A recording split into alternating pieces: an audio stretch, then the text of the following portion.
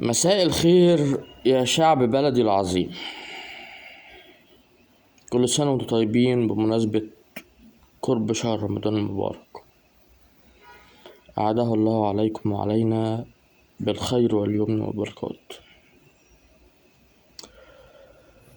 وأدمه الله علينا بالصحة والعافية والرضا والستر وراحة البال.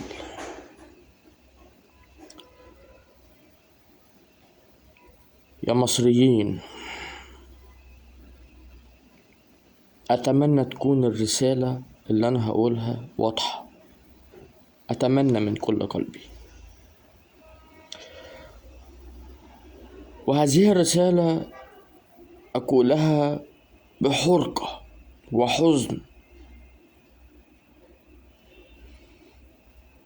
من أفسد شيء عليه إصلاحه، وشكرا.